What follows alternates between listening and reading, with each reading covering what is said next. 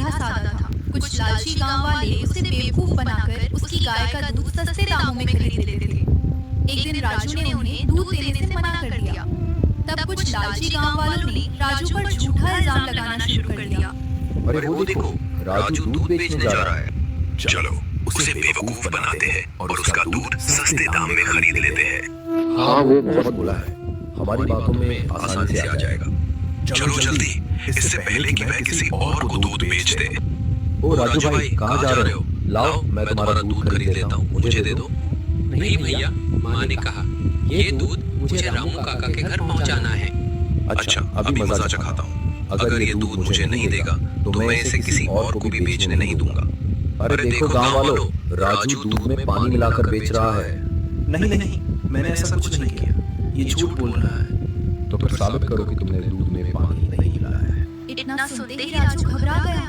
सभी गांव वाले उस पर शक करने लगे। दूसरी तरफ लालची गांव वाला बहुत खुश हो रहा था, लेकिन आगे जो होने वाला था उसकी कल्पना किसी ने भी नहीं की थी। राजू उदास चेहरा लिए घर पहुंचा और गांव में हुई सारी बातें अपनी माँ को बता दी। उसने बताया कि कैसे कुछ लालची गांव वालों ने उसके खिलाफ लोगों के मन में जहर भर दिया और अब कोई भी उससे दूध खरीदने को तैयार नहीं था। ये सुनकर माँ कुछ देर चुप रही, फिर बोली, बेटा, लोगों की बातों से घबराना नहीं चाहिए। सच को छिपाया नहीं जा सकता। अगर इस गांव के लोग हमारा दूध नहीं खरीदना चाहते तो हम दूसरे गांव में बेच देंगे। मेहनत करने वालों का साथ भगवान हमेशा देता है। राजू ने गहरी सांस ली और कहा, आप सही कह रही हैं माँ, मैं हार नहीं मानूंगा। कल सुबह ही दूसरे गांव जाऊंगा और अपना दूध बेचूंगा। यही हिम्मत बनाए रखो बेटा। अब जाकर गायों को चारा खिला दो, वे भी सुबह से तुम्हारा इंतजार कर रही होंगी। ठीक है माँ, राजू बोला और गौशाला की ओर चल पड़ा। लेकिन उसे नहीं पता था कि अगले दिन उसके साथ कुछ ऐसा होने वाला है जो उसकी किस्मत हमेशा के लिए बदल देगा। अगले दिन राजू सुबह सुबह दूध के मटके अपनी साइकिल पर रखकर दूसरे गांव के लिए निकल गया।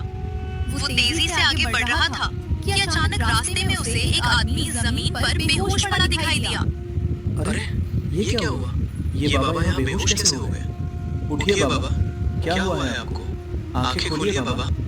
बाबा अचानक उठकर बैठ जाते हैं और घबराई हुई आवाज में राजू से मदद मांगते हैं। बेटा मेरी मदद करो, मेरा इस दुनिया में कोई नहीं है। मैं 2 दिनों से भूखा हूँ, मुझे कुछ खाने को मिल जाएगा क्या?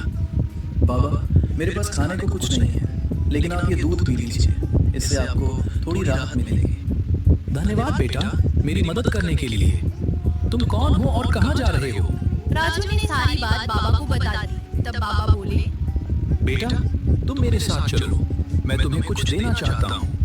दोनों जंगल में एक घर के पास पहुँचे। बाबा बोले, बेटा ये गाय ले जाओ, ये गाय जादुई है, ये तुम्हारी सारी मुश्किलें दूर कर देगी। राजू गाय को लेकर घर आ गया। जब माँ ने देखा तो पूछा, बेटा तुम इसे कहाँ से लाए हो?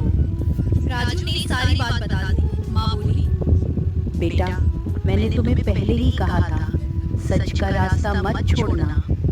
अगले दिन ही राजू के पास दूर दूर